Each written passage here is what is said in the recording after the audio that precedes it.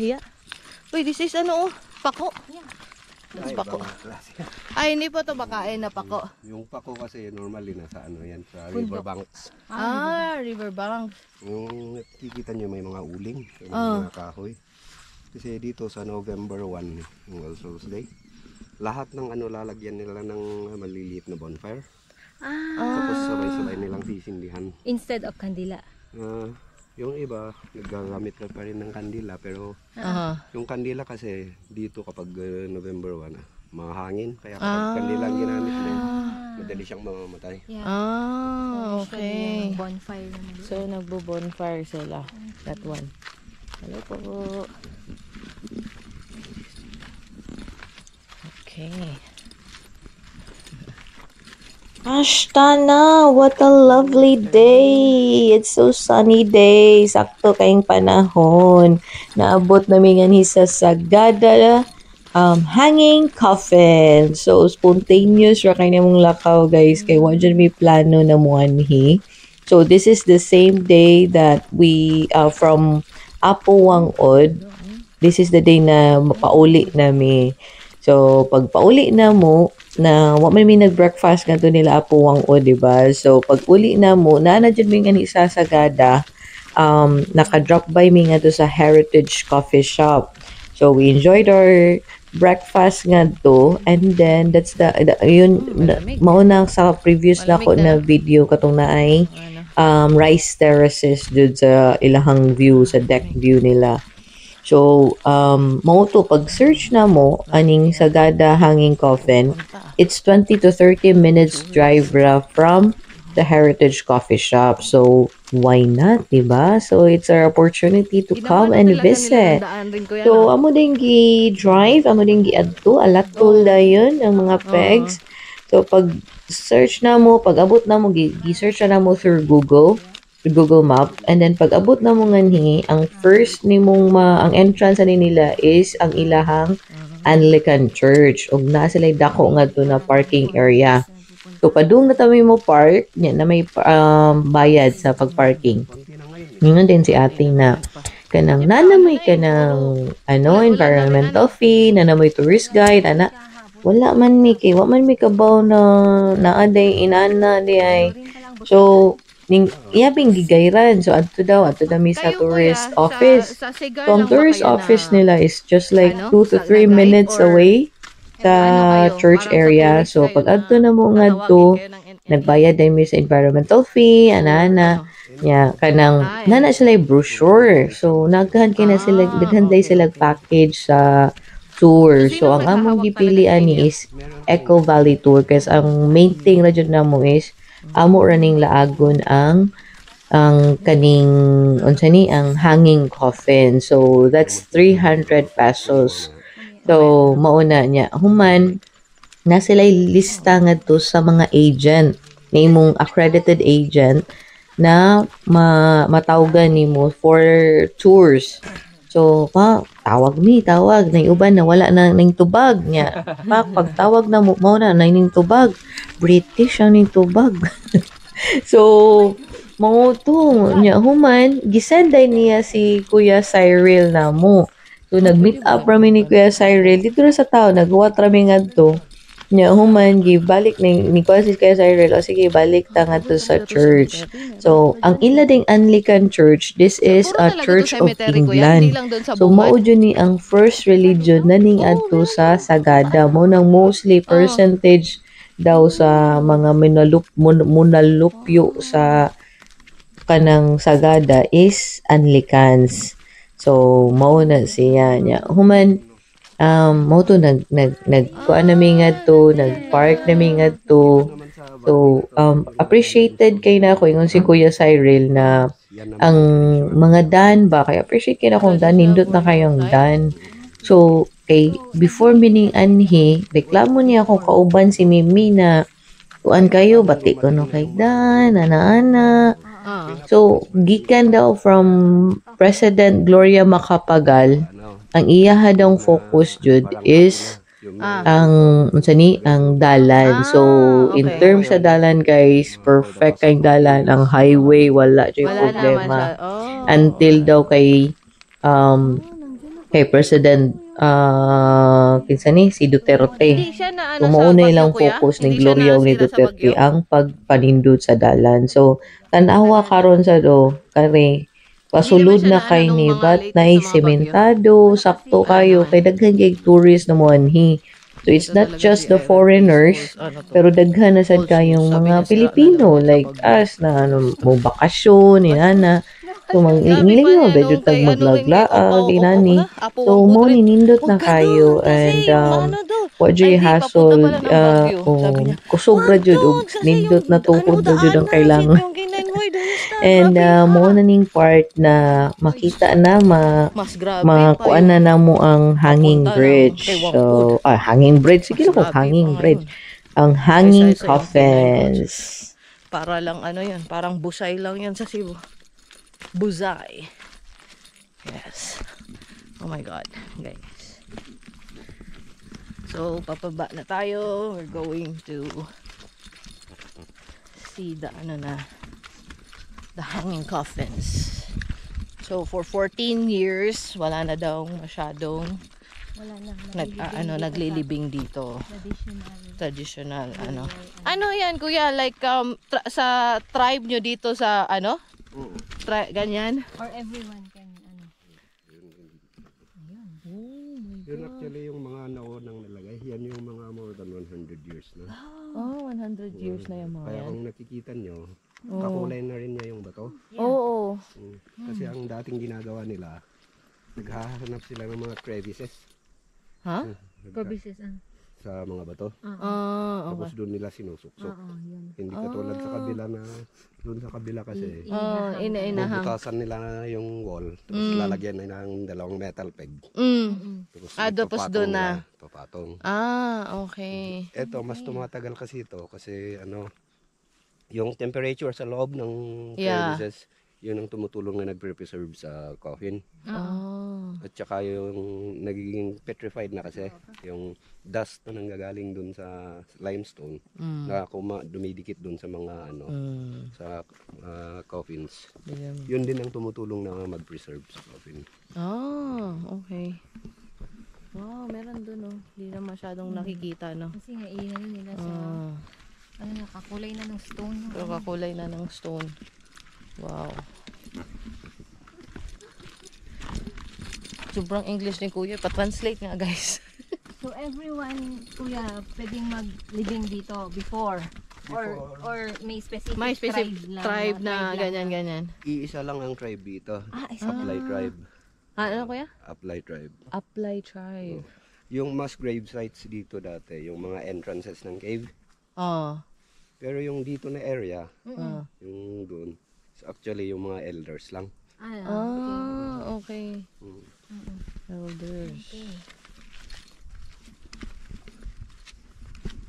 Uy, landahan ka. Kailangan nga talaga mag-tour. Maggala-gala. Bata ka pa. Tignan mo na naman. Steps na naman guys. Buti na nga lang ngayon is nakasemento na lahat. Otherwise, baka ito pa yung bato. 'Di ba? Before kuya, ito pa talaga yung anuhan mo. Gaganyan-ganyanin mo, bato-bato. Ngayon, may steps na talaga siya na sementado. Kaumulan, madulas na. Madulas, oh. Pati ron dun kay Wangud, ganito na rin. Parang may steps na talaga siya. Or else, wala. Nga.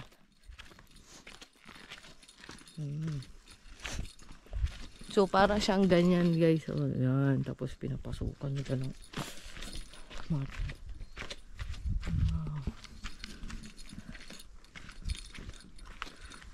pwede ka dito mag-climbing.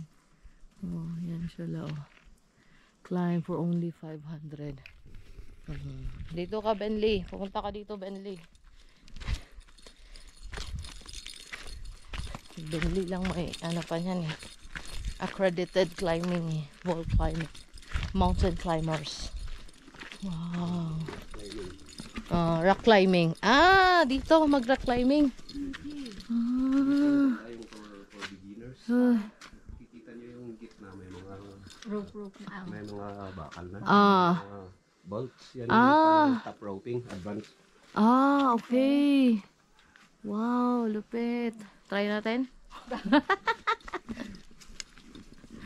Yan sila, guys. Pwede mag rock climbing. Oh, ano, Benley? Punta ka dito, Benley. Yan ka, oh. Apa si Kuya dun, Benley. Kuya. Rock climbing in Sagada. Sinala? Hmm? Ano nala? Pangalan? Ha? Hindi siya. Wala, and yun. Kapag karendo ito si Nala, dito yung si Yoshi. Ah, Ano sino yun? yan? Ano yun? Hindi siya. Wala lang. Ano lang yan? Then, there are 2 dogs kasi dun sa poster, Nala and si Yoshi. Doon sila palagi nakapwesto. Ah. Pwede mo pa-picturean pero wala sila today. Wala sila today. Ah, may dalawa pala silang aso dito. Ano yun? Anong type na aso yun? Husky?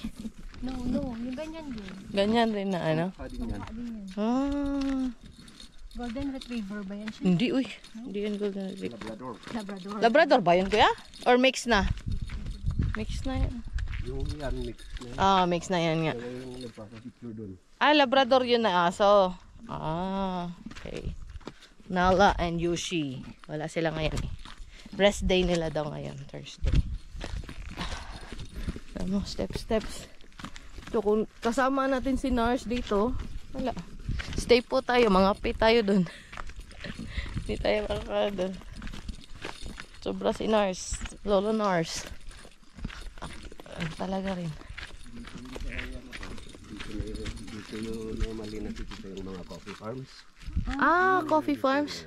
Arabica coffee. Ah, asa kuya? Ito? Arabica coffee. This one? Oo. Pero ito, mga bagong tanim lang. Ah, Parang yung time lang ng pandemic. Pero yung nauna pang natanim doon sa kabila. sa kabila? Mas May marami. ay may daanan ba yan? Ay, yan ang daanan. Arabica coffee. Arabica. Wow. Pero beans, ay yung beans yan oh, yun oh. Wala pa, maliliit pa nga. Pero meron na. May mga Yan, meron siyang maliliit.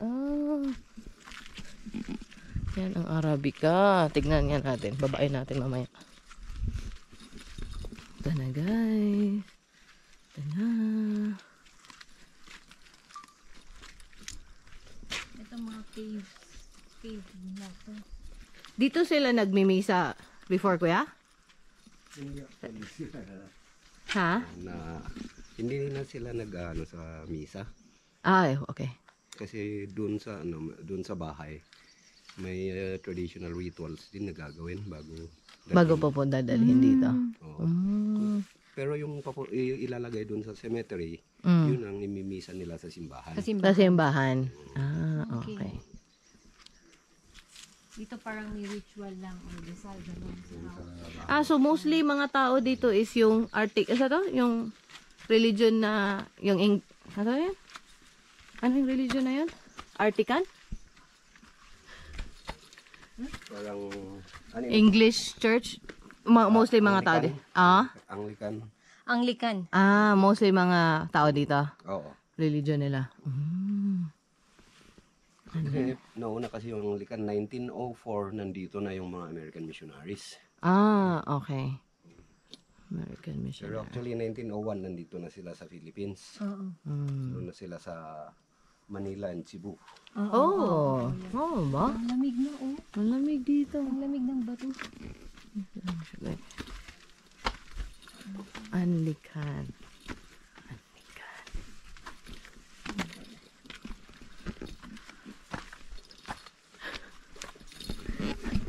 Taas na mga steps, oh.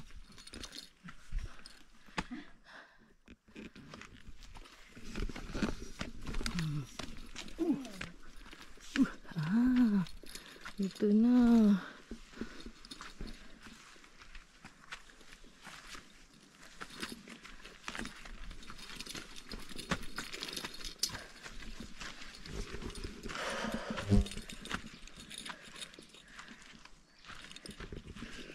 Oh, hingal na sa ano pa lang, stairs pa lang, hingal na.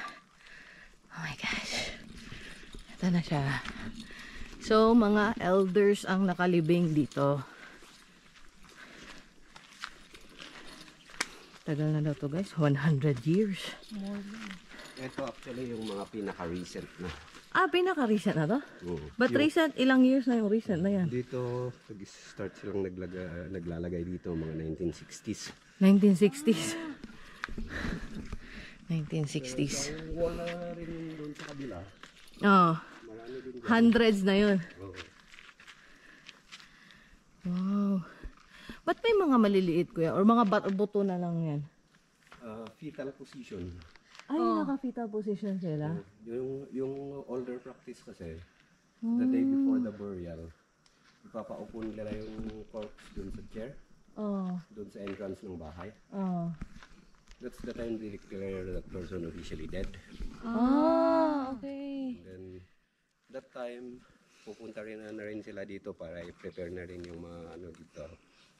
Pwesto na rin nila yung kabaong. And then, kinabukasan, sunod-sunod na ritual yan hanggang matapos. Tsaka nila i-fold in a fetal position. Babalutin nila ng death blanket na dadalhin dito. So hindi siya naka-coffin talaga ng pagpunta dito? Oo, yung mga maigsi na yan. Okay. Bakit prefer nilang nakahang? One reason is para hindi pagkailaman ng animals. Okay. Another reason is ayaw nilang malibing sa ilalim ng lupa. Alright. Dapat nasa taas. Free, free yung spirits nila. Okay. Wow, grabe. Nandun pa yung iba pa dun, oh. Wow. Picturean mo na ako dito. Picturean kita dito. And then, meron pa, kuya? Or ito na? Ito na yung... Ito Ito na kasi yung... Main talaga, no? Ito yung pwedeng lapitan. Okay. So, yung doon na, hindi na yun, mahirap na yun, hindi. Pag bumaba ka doon, hindi mo na makikita. Ay, hindi mo na nakikita kasi nasa taas. Ang hirap nun, libing. Oo. Pero actually yung mga nandun, iikot sila sa kabila. Doon sila sa taas manggagaling. Okay. Kasi kung titingnan mo yun sa baba nun, ang lalim pa nun. Oo. Dito, at least mas mababa, scaffoldings lang nilalagay nila. Pero Alright. kung mataas, maghahanap sila ng daan papunta sa taas. Tapos Then, doon na tatali pababa. magdatunnel pababa. Grabe, no? My gosh. Meron rin yung mga dyan? Or Dito rin yung naunang nilagyan. mga yan dyan? Diyan mo Meron rin pala dito, dyan. pero Oo. Diyan talaga. Ang una. Oo. Dito. Yan yung matataas talaga. Right now, ayan, nandito tayo May ano sa dyan na yung taas niya, mga 100 meters. ng Sagada. No? So before daw, Grabe, the no? elders are prepared to be buried high.